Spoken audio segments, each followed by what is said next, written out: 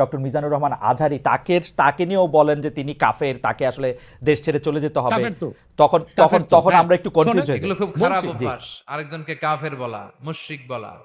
আপনি যদি কাউরে কাফের বলেন, সে যদি কাফের না হয়, আপনি নিজেই কাফের হয়ে যাবেন। নিউ ইয়র্কের ম্যানহাটন থেকে আপনাদেরকে স্বাগত জানাচ্ছি আমি খালেদ মুহিউদ্দিন। বাংলাদেশের রাজনীতিতে নানা ধরনের পরিবর্তন দেখা যাচ্ছে হচ্ছে বাংলাদেশের সমাজনীতিতেও নৈতিকতা, ধর্ম এবং নানা বিষয় নিয়ে নানা আলোচনা চলছে। এসব নিয়ে কথা বলার জন্য আজ আমাদের সঙ্গে রয়েছেন ডক্টর মিজানুর রহমান আজহারিকে। আপনাকে আমাদের অনুষ্ঠানে স্বাগত জানাই। আপনি আমাদেরকে সময় দিয়েছেন, সেজন্য শুভেচ্ছা ও কৃতজ্ঞতা জানবেন। নাহমাদুহু ওয়া নুসাল্লি আলা রাসূলিহিল কারীম, আম্মা বা'দু, ফাআউযু বিল্লাহি মিনাশ শাইতানির রাজীম, বিসমিল্লাহির রহমানির রহিম। শুরুতেই আল্লাহ রাব্বুল ইজ্জা ওয়াল জালালের দরবারে শুকরিয়া জানাচ্ছি যে আল্লাহ তাআলা আমাদেরকে স্বাস্থ্যকর জীবনযাপনে ইসলামের ভূমিকার শীর্ষক একটি টপিক নিয়ে একটি আলোচনাতে অংশগ্রহণের সুযোগ দিয়েছেন। আমরা শুরুতেই পড়ে নিচ্ছি কালিমাতুশ শুকর, আলহামদুলিল্লাহ। আমাদের সাথে আরও থাকছে তাহরিকে খতমে নবুয়ত বাংলাদেশের আমির জনাব আল্লামা মুফতি ডক্টর সায়েদ মোহাম্মদ এনায়েতুল্লাহ আব্বাসী ও সিদ্দিকী। ডক্টর আব্বাসী, আপনাকে আমাদের অনুষ্ঠানে স্বাগত জানাই। আপনি আমাদেরকে সময় দিয়েছেন, সেজন্য আমাদের কৃতজ্ঞতা এবং শুভেচ্ছা জানাবেন। ধন্যবাদ, আপনাকেও স্বাগত জানাচ্ছি এবং দর্শক মণ্ডলী যারা আছেন তাদেরকেও অভিনন্দন জ্ঞাপন করছি। Thank you so much. আমি প্রথমেই আপনার কাছে যে বিষয়টি জানতে চাই, আমাদের অনেকগুলি প্রশ্ন রয়েছে, আমরা আপনার কাছ থেকে অনেক কিছু বুঝে নিতে চাই, অনেক কিছুর ইয়াও দিতে চাই।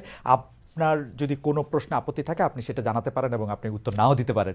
তো আমরা প্রথমেই আপনার থেকে শুরু করি। আপনি যখন আরেকজন ইসলামিক ক্লেরিক, আমরা নাম বলতে পারি ডক্টর মিজানুর রহমান আজহারি, তাকে নিয়েও বলেন যে তিনি কাফের, তাকে আসলে দেশ ছেড়ে চলে যেতে হবে, তখন আমরা একটু কনফিউজ হয়ে যাই। বলছি জি না, কনফিউজ হবেন কেন? আপনি যার কথা বলেছেন সে কি বলেছিল আপনি দেখেছেন তার বক্তব্যগুলো? আমি দেখেছি, কিন্তু তার শোনেন কথা শোনেন। জি, তাকে বলুন, সে তো আমার ছাত্র, তাকে জিজ্ঞেস করুন। 2007 সালে সে আমার থেকে সবক নিয়েছে দারুন রাজাত মাদ্রাসায়। আমি তার টিচার, আমি তার শিক্ষক, এবং তার শিক্ষকরাও আমাকে শিক্ষক মানে। অতএব সে যদি, দেখুন আপনাকে পিছন থেকেই বলতে হচ্ছে, আপনি সময় দিতে হবে আমাকে। আপনি কিন্তু বসে আছেন একা, আমার কিন্তু কয়েক হাজার লোক বসে আছে আমার অপেক্ষায়, একটা শিডিউল প্রোগ্রাম আমি রেখে বসেছি আপনার এখানে। যেহেতু আপনার মাধ্যমে আমার মেসেজটা আমি অনেকের কাছে পৌঁছাতে পারবো। আপনি যে ব্যক্তির নাম নিয়েছেন, তাকে আপনি কি দিয়ে তাকে স্কলার বলবেন? লক্ষ লক্ষ লোক হলে স্কলার হয়? এটা কোনো কথা নয়। দ্বিতীয় কথা হচ্ছে, সে মুফতি নয়, ফতুয়া দেবার অধিকার রাখে মুফতি। স্কলার হওয়া এক জিনিস, ওয়াইজ হওয়া এক জিনিস, মুফতি হওয়া আরেক জিনিস। আমার কথা হচ্ছে, আমি কি গ্র্যান্ড মুফতি বাংলাদেশে? তা আমি বলছি না, এটা বলার অথরিটি আমার নেই, কিন্তু আমার ফতুয়াতে কলম বসাবার মতো 10টা মুফতি আপনি বের করে দেন। এখন অন্য মুফতিরা বলছে না কেন, সেটা একটা সাহসিকতার বিষয় আছে, সেটা আরো কোনো তাদের প্রতিবন্ধকতা থাকতে পারে। যেমন আপনি দেখেছেন আওয়ামী শাসনের সময় দেশের অনেক বড় বড় আলেম শেখ হাসিনার দালালি করেছে, তো তারা কি এমন কোন ফতোয়া দিবে যে সরকার বেকায়দায় পড়ে? এখন অনেক আলেম আছে যেটা বর্তমান সরকারের নির্লজ্জ সমর্থন করে যাচ্ছে, কিন্তু এই সরকার ক্ষমতা আসার পর থেকে আমি শরিয়ার কোরআন সুন্নাহর আলোকে যতটুকু সমালোচনা করা দরকার গঠনমূলক সমালোচনা করে যাচ্ছি। আর আমাদের মতো 2-4-10 জন যারা মিডিয়াতে আছে তারাই কিন্তু দেশের আলেম না। হাজার হাজার আলেম ওলামা, পীর মাশায়েখ নীরবে নিভৃতে নির্জনে ইসলামের খেদমত করে যাচ্ছে, তাদের মতামতটাও দেখতে হবে। এখন যারা ফ্রন্টে চলে এসেছে, মিডিয়াতে চলে এসে সেলিব্রিটি হয়ে গেছে, তারাই কি বললো সেটা দেখার বিষয় না। এখানে তো যদি আপনি একটা প্রশ্ন আনেন যে আসলে শাতিমকে ক্ষমা পেতে পারে কিনা, বা রাষ্ট্র যদি শাতিমকে পৃষ্ঠপোষকতা দেয়, তার শাস্তি নির্ধারণ না করে, তাহলে কোনো জনগণ বিচারটা হাতে করতে পারবে কিনা? আপনি দেখুন, পৃথিবীতে যত অভ্যুত্থান ও বিপ্লব হয়েছে, জনগণ আইনকে হাতে তুলে নিয়েছে। আপনি 5ই আগস্ট দেখেন, বাংলাদেশে রাষ্ট্র ক্ষমতা যে এসেছে বর্তমান সরকার, এটা গণতান্ত্রিক পদ্ধতিতে হয় নাই, ছাত্র জনতা আইনকে হাতে তুলে নিয়েছিল। এই বিপ্লবকে আপনি অবৈধ বলবেন? যে 6-7 জন সমন্বয়ক নেতৃত্ব দিয়েছে তাদেরকে আপনি সন্ত্রাসী বলবেন? না, কিছু করার ছিল না। 15 বছরে যে জগদ্দল পাথর ফেসিবাদী হাসিনা বসেছিল, গণতান্ত্রিক পদ্ধতিতে এটাকে সরানো সম্ভব হয় নাই, আইনকে হাতে তুলে নিতে হয়েছে। অতএব যদি গণতন্ত্রের স্বার্থ রক্ষে আইনকে হাতে তুলে নেওয়া যায়, আল্লাহ তার হাবিবের সুমহান ইজ্জত এবং স্বার্থে আল্লাহ তার হাবিব সাল্লাল্লাহু আলাইহি ওয়াসাল্লামের ইজ্জতের বিপক্ষে কেউ কথা বলবে এবং ধারাবাহিকভাবে শাস্তি পাবে না, চলতেই থাকবে। আমরা শুধু মিটিং মিছিল করে লাঠি পেটা খাবো আর গুলি নিব। স্যার আপনার কাছে মনে হয় না, স্যার আপনার কাছে মনে হয় না এটা আপনার, স্যার আপনার কাছে মনে হয় না এটা আপনার পয়েন্ট অফ ভিউ? বিকজ আপনি যা বলছেন, হ্যাঁ আপনি এটা ঠিক যে আপনি তো একজন স্কলার, শিক্ষক, পড়াচ্ছেন এবং আপনি গ্র্যান্ড মুফতি না হলেও একজন মুফতি, কিন্তু আমরা ধরেন আমি এখন কথা বললাম হচ্ছে যে বাংলাদেশে কিন্তু এইটাও প্রচলিত যে যারা বলতেছে যে তারা আসলে যা কিছু পরীক্ষিত হাদিস নয়, যা কিছু পরীক্ষিতভাবে কোরআনের ফয়সালা নয়, তারা তা মানতে চান না। ধরা যাক ঈদে মিলাদুন্নবী সম্পর্কে তাদের একটা বয়ান আছে, তাদের আরও অনেক কিছু নিয়ে তাদের একটা বয়ান আছে। তাদের মধ্যে থেকেও কেউ কেউ আছেন যারা মক্কা মদিনায় বড় বড় জায়গায় আলেমের কাজ করতেছেন। আমি আব্দুর রাজ্জাক বিন ইউসুফের কথা বলতে পারি, আরও আপনি জানেন কাদের কথা আমি বলছি। তাদের কেউ কেউ মনে করেন আপনার পথ তো আসলে ঠিক না। এক, দুই হচ্ছে আপনি যার কথা যেভাবে বলতেছেন যে ধরেন মিজানুর রহমান আজহারী কি আসলে একজন স্কলার কিনা। এখন কেউ কেউ তো এই প্রশ্ন তুলেছেন যে জনাব এনায়েতুল্লাহ আব্বাসীও যথেষ্ট পরিমাণে এই জায়গায় আছেন কিনা। সেজন্য আমি জানতে চাইতেছিলাম যে আপনি যখন আইন হাতে তুলে নেওয়ার কথা বলেন স্যার, সেইটা কি আপনি কিভাবে তার যোগ্য, এবং আপনি ছাড়া আর কে আছেন এটার মধ্যে যোগ্যতার জায়গায় আর কি? আমি এখন বলছি, আমি মনে করি আমি গ্র্যান্ড মুফতি বাংলাদেশের। আচ্ছা, আপনি মনে করছেন আপনি গ্র্যান্ড মুফতি? ওকে, এবং এটা আমি চ্যালেঞ্জে ওকে ওকে আমার ফতুয়ার বিপক্ষে শোনেন, আমার ফতুয়ার বিপক্ষে যে যাচ্ছে তাকে আমার সাথে বসান, আপনার প্ল্যাটফর্মে বসান। এক, দ্বিতীয় কথা হচ্ছে ঈদে মিলাদুন্নবী নিয়ে যে আপনি প্রশ্ন করেছেন, ঈদে মিলাদুন্নবী সাল্লাল্লাহু আলাইহি ওয়াসাল্লাম নিয়ে অনেক ডিবেট হয়েছে এবং ঈদে মিলাদুন্নবীর পক্ষে যারা, তারাই বিজয়ী হয়েছে। আর বাংলাদেশে ওলামায়ে দেওবন্দের একটা বিরাট অংশ যারা মূল ধারার, তারা কিন্তু ঈদে মিলাদুন্নবী নিয়ে কখনো বিরোধিতা করে না। কিছু মাত্র স্কলার আছেন যারা কোনোভাবে পারসেজ হয়ে আছেন, তারাই ঈদে মিলাদুন্নবীর বিরোধিতা করে। আমরা বলি মিলাদ যার সিরাত নার তার, মিলাদুন নবী সাল্লাল্লাহু আলাইহি ওয়াসাল্লাম ব্যানারও মাহফিল হতে পারে, সিরাতুন নবী সাল্লাল্লাহু আলাইহি ওয়াসাল্লাম ব্যানারও মাহফিল হতে পারে। এবং আপনি শুনেছেন আজকে 4 বছর যাবত সৌদি সরকার উচ্চ ওলামা পরিষদ ফতোয়া দিয়েছে যে ঈদে মিলাদুন্নবী উপলক্ষে মাহফিল সৌদি আরবে হবে এবং 12 রবিউল আউয়াল তারা রাষ্ট্রীয় ছুটি ঘোষণা করে রেখেছে। এবং বাংলাদেশে বর্তমান সরকারও যথেষ্ট আলেম ওলামা আছেন যারা কওমি ঘরানার এবং দেওবন্দ ঘরানার, যাদেরকে আমরা আহলে হক মনে করে থাকি। এবং আমরা মনে করি জৌনপুর, ফুরফুরা, সারসিনা, আহলে সুন্নাত, আহলে হক একই ধারাতেই চলে আসছে। তারাও কিন্তু ইসলামিক ফাউন্ডেশনের দায়িত্বে আছে এবং তারা কিন্তু এবারও ঈদে মিলাদুন্নবী ব্যানারে প্রোগ্রাম করেছে এবং আমি সেখানে অংশগ্রহণ করেছিলাম একদিন। অতএব বিচ্ছিন্নভাবে কে কি ঈদে মিলাদুন্নবীর বিরোধিতা করলো, আব্দুর রাজ্জাক সাহেবের নাম বলেছেন, ওনাকেই বসান আমার সাথে কথা বলি, সংলাপ হতে তো কোনো দোষ নাই। ওকে, বা আপনি আরো যাদের কথা বলেছেন তাদেরকে বসান আমাদের সাথে। আচ্ছা, আমার এখানে একটা সম্পূরক জাস্ট প্রশ্ন আছে আইনের ব্যাপারে। যেহেতু তেহরিকে খতমে নবুয়তের শাখা যুক্তরাজ্যেও আছে, এখানেও আছে, আপনি একইভাবে এই কথা বা ভারতের পশ্চিমবঙ্গের কথা বলেছেন, এইখানে যেটা বলছেন সেটা কি যুক্তরাজ্য এবং ভারতের পশ্চিমবঙ্গের জন্য প্রযোজ্য? যুক্তরাজ্যেও যদি কেউ এই ধরনের কথা বলে তাকেও কি আপনি এরকম একটা কথা বলবেন বা বলতে পারবেন? জি জি বলবো। আমি যুক্তরাজ্যে যে সাফার করে এসেছি সেটা শোনেন আগে। 2 বছর আগে আমি যুক্তরাজ্যে গিয়েছিলাম। আমার 7টা প্রোগ্রাম ছিল। 4টা প্রোগ্রাম করতে পেরেছি, 3টা প্রোগ্রাম আমি করতে পারিনি। এবং সেখানে আমার বিরোধিতা করেছিল নাইজেল ফারাজ। আপনি জানেন তাকে, সিএনএন নিউজ প্রেজেন্টার, এবং সে ব্রেক্সিট আন্দোলনের হোতা ছিল এবং সে ব্রিটিশ পার্লামেন্টে মেম্বার ছিল। আমার যেদিন সেন্ট্রাল লন্ডনে প্রোগ্রাম ছিল, নাইজেল ফারাজ লং মার্চের ঘোষণা দিয়েছিল এবং আমি সেখানে যেতে পারিনি। কেন? নাইজেল ফারাজ 23টা প্রতিবেদন করেছিল আমার বিপক্ষে। তার মধ্যে উল্লেখযোগ্য ছিল যে আমি মুরতাদের শাস্তি মৃত্যুদণ্ড চাই। বাট ব্রিটিশ পুলিশ আমাকে অ্যারেস্ট করেনি এবং ব্রিটিশ পুলিশ আমাকে শুধু প্রোগ্রাম করতে দেয়নি সহিংসতা বেশের জন্য। কিন্তু আমি রানীকে গালি দিয়েছি, সেটাও সেখানে তুলে ধরা হয়েছে। আমি রানীকে গালি দেওয়া যায় ইংল্যান্ডে? মুরতাদের শাস্তি মৃত্যুদণ্ড চেয়েছি, সেইটা 23টা প্রতিবেদন করে আমার এই বক্তব্য ফতোয়াগুলো সেখানে লন্ডনে দেখানো হয়েছে। আমি বাংলাদেশে যে চরিত্র, লন্ডনে সেই চরিত্র, পশ্চিম বাংলায় সেই চরিত্র। ওকে, আমি এবার একটু, আপনি যেহেতু মুফতি এবং নিজেকে পরিচয় দিলেন গ্র্যান্ড মুফতি, আমি একটা বিষয় একটু আপনাকে একটা বিষয় একটু আপনার দৃষ্টি আকর্ষণ করতে চাই। সেটি হচ্ছে যে আপনি মানে আপনার কাছ থেকে বুঝে নিতে চাই স্যার, যে যদিও আপনি আসলেই আমার চেয়ে বয়সে ছোট, কিন্তু আসলে বিদ্যায়, বুদ্ধিতে, শিক্ষায়, অনেক কিছুতে মানে জ্ঞানে আপনি আমার চেয়ে বড় বলে আপনাকে স্যার সম্বোধন করছি আমি। না, আপনি বলেছেন যে মসজিদে গিয়ে নারীদের জন্য বা মহিলাদের জন্য জামাতে নামাজ আদায় করা মাকরু। কিন্তু আমি আপনার এই বক্তব্যটার পরিপ্রেক্ষিতে আমি দেখতে পাচ্ছি যে এটা তো বরং মাকরু নয়, কেউ কেউ এটাকে মুস্তাহাব বা এনকারেজ বলতে চান। অনেকে উদাহরণ দিচ্ছেন আয়েশা, যিনি প্রফেটের স্ত্রী ছিলেন, রাদিয়াল্লাহু আনহা, আয়েশা রাদিয়াল্লাহু আনহা, উনি ইমামতি করে মেয়েদের নামাজ পড়িয়েছেন। এবং যে জায়গায় আপনি এটা মুকরু বলছেন, ওই জায়গায় কেউ মুস্তাহাব বলতে গিয়ে আপনার বক্তব্যের বিরোধিতা করছেন। এটা নিয়ে আপনি যদি আমাদের একটু বলেন। এটা আমি চ্যালেঞ্জ করছি, ওপেন চ্যালেঞ্জ। আম্মা জান আয়েশা রাদিয়াল্লাহু তাআলা আনহা কখনোই ইমামতি করেননি, বরং জাকওয়ান ইমামতি করেছিল, পিছনে তিনি নামাজ পড়েছিলেন। সেটা ফরজ নামাজ ছিল না, তারাবিহের নামাজ। আপনাকে যে তথ্য দিয়েছে সে ভুল তথ্য দিয়েছে। ওকে, সেটা মেয়েদের নামাজ পড়াটা মুস্তাহাব কিনা? হ্যাঁ, এক। দ্বিতীয় হচ্ছে আল্লাহর হাবিব সাল্লাল্লাহু আলাইহি ওয়াসাল্লামের নূরের জামানায় মসজিদ নববীতে মহিলাদেরকে অ্যালাউ করা হতো, তারা নামাজে আসতেন। কিন্তু আল্লাহর হাবিব সাল্লাল্লাহু আলাইহি ওয়াসাল্লাম মহিলাদেরকে নিরুৎসাহিত করেছিলেন, নিষেধ করেন নাই।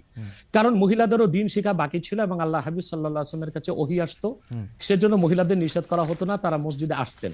হযরত ওমর রাদিয়াল্লাহু তাআলা আনহু তার খেলাফতের সময় বলেছেন মহিলাদের জন্য ঘরেই নামাজ পড়াটা উত্তম। তখন প্রচুর পরিমাণ সাহাবী উপস্থিত ছিলেন, তারা হযরত ওমরের এই কাজে কেউ বাধা দেননি। সেজন্য মহিলাদের মসজিদে আসাটা হারাম নয়, মাকরু বলা হয়েছে জামাতে আসা। কারণ আম্মাজান আয়েশা রাদিয়াল্লাহু তাআলা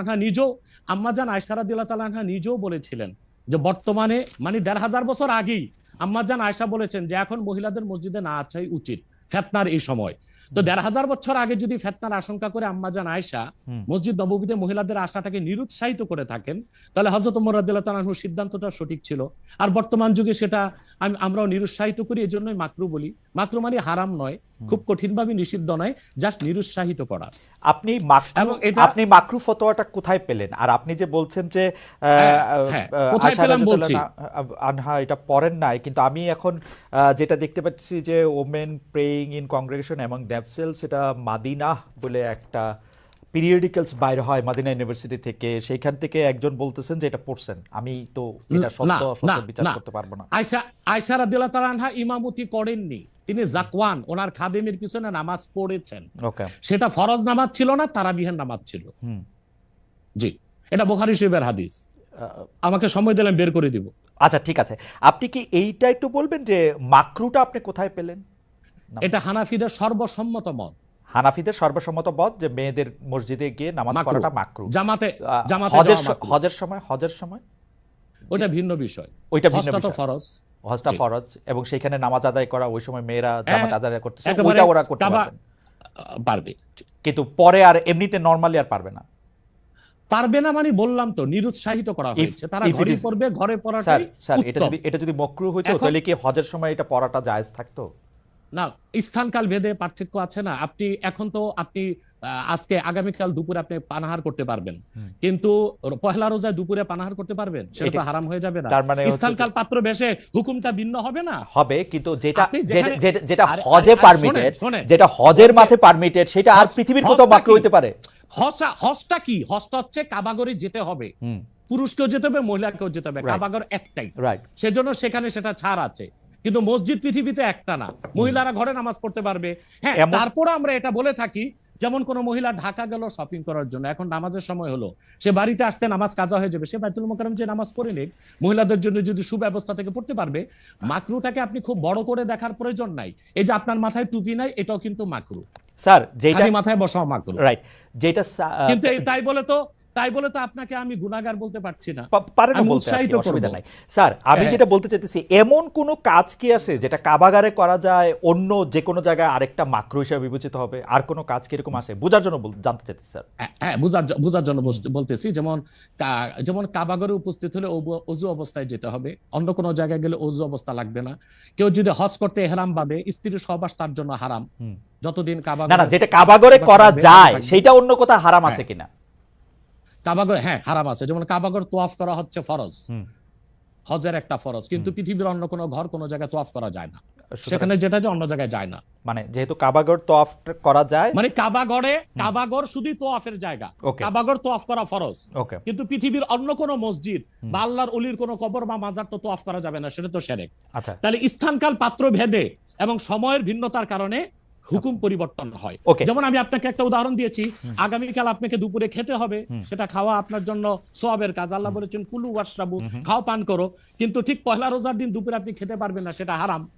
অথবা মাকরুর বিষয়টাও স্থানকাল পাত্র ভেদে তো পরিবর্তন হবে। লাস্ট কোশ্চেন এই সিরিজে জাস্ট বোঝার জন্য, আমাদের অনেক দর্শক জানাচ্ছেন যে সৌদি আরব সহ ইসলামী বিশ্বের অনেক দুনিয়ায় মেয়েদের জামাতে নামাজ পড়ার ব্যবস্থা মসজিদে আছে, তাহলে সেই ব্যাপারটা কি মাকরু কিনা এবং তাদের শরিয়া বোর্ড সেইটাকে আসলে পরীক্ষা করছে কিনা? আবার বলেন তো প্রশ্নটা। এমন অনেক মুসলিম দেশ আছে, সৌদি আরব সহ, আরব দেশ সহ, যেখানে জামাতে মেয়েদের নামাজ পড়ার ব্যবস্থা আছে। বিশেষ করে রমজানের সময় তো তারাবির নামাজের ক্ষেত্রে মেয়েরা অনেকেই যান, তো সেই ক্ষেত্রে তারা এই মাকরুর ব্যাপারটা অবগত কিনা, তাদের শরিয়া ব্যাপারটার দিকে নজর রাখছে কিনা? আপনি হয়তো বা ভুলে গেছেন আমার উত্তরটা। হানাফি মাযহাব মতে মাকরু। আমরা যেহেতু আচ্ছা। মাযহাব হানাফি মানি এই জন্য মাকরু, কিন্তু সৌদি আরবে হানাফি মাযহাব না, হাম্বলি মাযহাব, আচ্ছা। সেখানে মাকরু না। আচ্ছা, মানে হানাফি মাযহাব মতে মাকরু। ওকে, আমি পরের আপনার আপনার বক্তব্যটা নিশ্চয়ই অন্য আলেমরাও শুনেছেন, তারা তাদের মতো করে তারা ব্যাপারটা বিবেচনা করে দেখবেন। আমরা এটা শুনলাম। এইবার নেক্সট প্রসঙ্গে বা প্রশ্নে আসি। আপনাকে আপনাকে নারীদের নামাজের ব্যাপারে একটা হাদিস শোনায় দিচ্ছি। জি, সহিহ মুসলিম, জি, সহিহ মুসলিম জি, হাদিস নাম্বার 1027। হুম, আন আমরাতা বিনতে আব্দুর রহমান أنها أخبرته أن عائشة زوج النبي صلى الله عليه وسلم قالت لو أدرك رسول الله صلى الله عليه وسلم ما أدرك النساء لمنعهن المسجد। পরিষ্কার সহিহ মুসলিমের হাদিস। হযরত আমরা বিনতে আব্দুর রহমান বলেন রাসূল সাল্লাল্লাহু আলাইহি সাল্লামের সহধর্মিণী আল্লাহর হাবিব সাল্লাল্লাহু আলাইহি ওয়াসাল্লামের স্ত্রী আম্মাজান আয়েশা রাদিয়াল্লাহু তাআলা আনহা, যার কথা বলেছেন তিনি নামাজ পড়েছেন, উনি বলেছেন যে বর্তমানে মহিলাদের এখনকার অবস্থা যদি আল্লাহর হাবিব সাল্লাল্লাহু আলাইহি ওয়াসাল্লাম দেখতেন তাহলে তাদেরকে মসজিদে আসতে নিষেধ করতেন।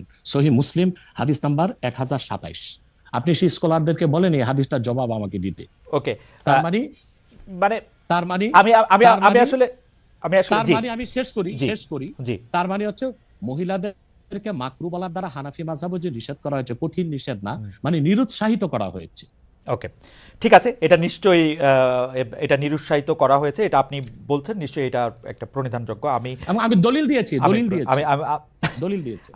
আমি এই বিষয়ে আর আপনার সাথে পরবর্তী প্রসঙ্গে আসি। সেটা হচ্ছে যে আমরা মানে আপনি এখানে আসবেন, অনেকে অনেক ধরনের মন্তব্য করেন, প্রশ্ন করেন, অনেকের মধ্যে অনেক ধরনের উৎসাহ আছে, অনেক ধরনের জানার বিষয়ও আছে। সেই জন্য আপনি যেটাকে বলছে হচ্ছে যে আপনাকে বলা হচ্ছে যে একজন পেশাদার বক্তা, যখন যেহেতু আপনি বক্তৃতা দিয়ে টাকা নিয়ে থাকেন, এইটা আপনি ঘন্টায় কত টাকা নেন সেটা নিয়েও মানুষের মধ্যে উৎসাহ আছে।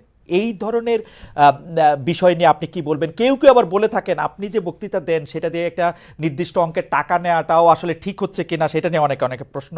অনেকে, গোস্তাকি মাফ করবেন, অনেকে আপনাকে হেলিকপ্টার হুজুর বলেন, কারণ আপনি বিভিন্ন জায়গায় হেলিকপ্টারে যেতে পছন্দ করেন। এই ধরনের নিউজ, এই ধরনের আলোচনা আপনি আসলে কিভাবে নিয়ে থাকেন? দেখেন, আপনি একজন স্বনামধন্য সাংবাদিক এবং আপনি সাংবাদিকতার মাধ্যমে বাংলাদেশের অনেক উপকার করেছেন, কিন্তু কোন হিংসুক বা নিন্দুক যদি বলে খালেদ মহিউদ্দিন একজন বাচালি করে টাকা কামাই করে, এটাকে আপনি মানবেন? মানবো। আমি বক্তা না, আমি হচ্ছে দায়ী আল্লাহ। আমি আপনি ঠোঁটে চেয়ে খান, কিন্তু আমি মেধা দিয়ে সেবা করি মানুষকে। আমি বক্তা নই। আমার পরিচয় হচ্ছে, দেখুন আমাদের একটা ইতিহাস আছে, আমি পেশাদার কোনো বক্তা নই, আমি হচ্ছে দায়ী আল্লাহ। আল্লাহর দিনের দাওয়াত মানুষের কাছে পৌঁছে দিই। এখন আসে টাকার বিষয়। বাংলাদেশে কেউ কোনোদিন দেখাতে পারবে না আমি আমার নিজের জন্য কোনো টাকা চেয়ে নেই। যদি আমি কোনো প্রোগ্রামে কন্ট্যাক্ট করে টাকা নিতাম তো সর্বনিম্ন 3 লাখ টাকা রেট রাখতাম, কিন্তু কখনো কখনো আমাকে তারা খুশি হয়ে যাবে সেটা আমি নিয়ে থাকি। দ্বিতীয় হচ্ছে হেলিকপ্টার প্রসঙ্গ, এটা হচ্ছে আমার অত্যন্ত প্রয়োজন। হেলিকপ্টারটা আমার চেয়ে বেশি বাংলাদেশে শেখ হাসিনাও ব্যবহার করেন, এটা আমি অহংকার করে বলছি না, আল্লাহ তাআলার শুকরিয়া আদায় করছি। এবং বাংলাদেশে অনেক বক্তা বা স্কলার এক সময় আমার বিরোধিতা করেছে, আমি হেলিকপ্টার কেন চলি, হেলিকপ্টারে কেন যাই। বাংলাদেশে 2014 সাল থেকে ব্যাপকভাবে আমি হেলিকপ্টারে যাচ্ছি। এখন অনেক বক্তা, স্কলার বা স্ক্রু ড্রাইভার যাই বলেন, তারা হেলিকপ্টার ব্যবহার করছে, এখন আর সমস্যা হচ্ছে না। আমারটাই আর কি সমস্যা ছিল। হেলিকপ্টারটা কেন ব্যবহার করি, আপনাকে একটা সহজ উদাহরণ দিচ্ছি। গত পরশুদিন আমার একটা প্রোগ্রাম ছিল মেঘনাতে, দিনে বাদে জোহর, আর রাতে আমার প্রোগ্রাম ছিল রংপুর হারাগাছ, সেটা মিডিয়াতে ব্যাপক প্রচার হয়েছে। পরের দিন আমার প্রোগ্রাম ছিল কালকে লোহাগাড়া, এই চট্টগ্রাম সাতকানিয়া। এখন আমি হেলিকপ্টার ব্যবহার না করে দিন ও রাতে 3টা প্রোগ্রাম করা কি আদৌ সম্ভব? না, সম্ভব না। যেখানে আমার বাড়ি আব্বাসী মঞ্জিল থেকে চিটাগাং রোড যেতে 1.5 ঘন্টা লাগে, তা আমি কিভাবে মেঘনার প্রোগ্রামটা দিনে করে রাতে হারাগাছ করে পরের দিন চট্টগ্রাম যাই? আমাকে এটা অনিবার্য কারণে হেলিকপ্টার ব্যবহার করতে হচ্ছে, এবং সেটা জনগণই দেখে। এর জন্য তো আমাকে হেলিকপ্টার হুজুর বলতে পারে না। এখন যে হুজুর নৌকায় চড়ে মাহফিল করতে যায় তাকে কি নৌকা হুজুর বলবেন? বা যিনি প্রাইভেট কারে প্রোগ্রাম করতে যায় তাকে কি বলবেন ট্যাক্সি হুজুর? এগুলো হচ্ছে আমি গাড়িও ব্যবহার করি যখন যেটা লাগে। আমি এখন প্যারাডো ইউজ করতেছি, এটা 3 কোটি টাকা। আমি ভিএট ইউজ করি 8 কোটি টাকা। আমি হেলিকপ্টার ইউজ করি, এটা 14 কোটি টাকা। এখনো আমি নৌকাতেও যাই, যেখানে যেভাবে আমার সুবিধা তখন সেভাবে সেখানে আমি। না, সেটা ঠিকই আছে। আমি কিন্তু মনে করি যে এখন হিংসুক বা নিন্দুকরা কি বললো সেটা তো আপনার মতো শিক্ষিত না মানুষ সেটা না ঠিক আছে, ভাই। না না না না, আমি কিন্তু মনে করি যে আপনাকে যত ব্যস্ত থাকতে হয়, আপনি যদি পথে এর মধ্যে থেকে আপনার দিনের একটা বড় অংশ আপনি ব্যয় করেন, এটা আপনার জন্য এটা আসলে কোনোভাবেই এটা মানে এটা কেউই এটা করবে না। আমার কাছে মনে হয় যে আপনার ব্যস্ততার জায়গা থেকে আপনার এটা করতেই হবে। কিন্তু আমার যে প্রশ্ন ছিল যে আপনি এর জন্য নিজেকে একজন প্রফেশনাল স্পিকার মনে করেন কিনা, আপনি মনে করেন কিনা যে আপনি যে বিভিন্ন জায়গায় বক্তৃতা দিতে যাচ্ছেন এবং আপনার যে একটা অসম্ভব চাহিদা বিভিন্ন জায়গায়, আজকে এখানে কালকে সেখানে সেখানে, সেইটা আপনার আয়ের একটা বড় উৎস কিনা? দেখুন, এটা ছাড়া আমার আয়ের ব্যবস্থা ছিল। আমাদের যে বাংলাদেশে আমাদের যে আধ্যাত্মিক ঘরানার আমরা সন্তান, আপনি জানেন আমাদের বংশের মুরব্বী শাহ কারামত আলী জনপুর রহমতুল্লাহ, তাকে বলা হয় বাংলাদেশের আধ্যাত্মিক জনক। টু নেশন থিওরির ভিত্তিতে দেশ স্বাধীন হয়েছে এবং ডব্লিউ হান্টার তার বইতে উল্লেখ করেছে, এনসাইক্লোপিডিয়া অফ ব্রিটানিকাতে এসেছে, ইসলামিক ফাউন্ডেশন বিশ্বকোষে এসেছে, কারামত আলী জনপুর রহমতুল্লাহর হাতে 2 কোটি লোক মুসলমান হয়েছে। ওনার কারণেই পরবর্তীতে দেশটা স্বাধীন হয়েছে। উনি ইন্তেকাল করেছেন 154 বছর আগে। আমি ওনার সিলসিলায়, ওনার বংশের আমরা জোনপুরি পীর সাহেব বলে খ্যাত। আমি যদি অন্য পীরদের মতো আব্বাসী মঞ্জিলে বসে পিরি মুরিদি করে যেতাম, তাহলে আমার কোটি কোটি টাকা বছরে আসতো। মূলত আমার হচ্ছে দিনের দাওয়াত দেওয়াটাই আমার মূল কাজ। তারপর জনগণ যেটা খুশি হয়ে আমাকে সম্মান করে, সেটা আমার জন্য যথেষ্ট। আপনি কি আব্বাসী, এটা আমার পেশা নয়, Okay. এটা নেশা। আপনি কি আব্বাসী মঞ্জিলে আর জি। এখন বসেন না, মানে ওই সিলসিলা কি আপনি বসি বলেন? বসি But- বসি বসি, কিন্তু মূল হাইলাইটস করা হচ্ছে দাওয়াতের কাজকে। আমি দাওয়াতি কাজে ব্যস্ত থাকি। আপনার মূল, আপনি ইচ্ছা করলে হইতেই পারতেন, কারণ আমরা জোনপুরের পীর সাহেবদের সম্পর্কে আমরা অবগত, তাদের অনেক ফলোয়ার আছে। আরেকটা কথা বলি আপনাকে, জি, জি। আরেকটা কথা বলি। আমি এখনো দিনরাত জেগে আমার ছাত্রদেরকে পড়াই। আমি Okay. বুখারী শরীফ প্রথম খণ্ড আমার ছাত্রদেরকে পড়াই। তো শুধু মাদ্রাসায় পড়িও আমি কয়েক লাখ টাকা কামাই করতে পারতাম, বই লেখক কামাই করতে পারতাম, কিন্তু আমি মনে করি তৃণমূল পর্যায়ে আল্লাহর কোরআনের দাওয়াত পৌঁছে দেওয়ার জন্য ওয়াজ মাহফিলের কোনো বিকল্প নেই। রাইট, সেই জন্য এটা আমার পেশা নয়, এটা আমার নেশা। এটা আপনার নেশা, কিন্তু আপনি অন্যগুলি যেগুলি আপনি অর্থকরী দিতে পারতেন সেগুলি তো আপনি নেন নাই। আপনি নিছেন হচ্ছে দিনের দাওয়াতের জায়গাটাকে, টাইমটাকে, সেই ওগুলো নিচ্ছি, ওগুলি আপনি ঠিক টাকার জন্য আপনি ব্যবহার করছেন না, আয়ের ব্যবস্থা নয়। রাইট। সেই জন্য আমরা আপনাকে একজন পেশাদার মানে বা প্রফেশনাল রিলিজিয়াস স্পিকার এরকম বলতে পারি কিনা, সেইটাই ছিল আর কি আমাদের প্রশ্ন।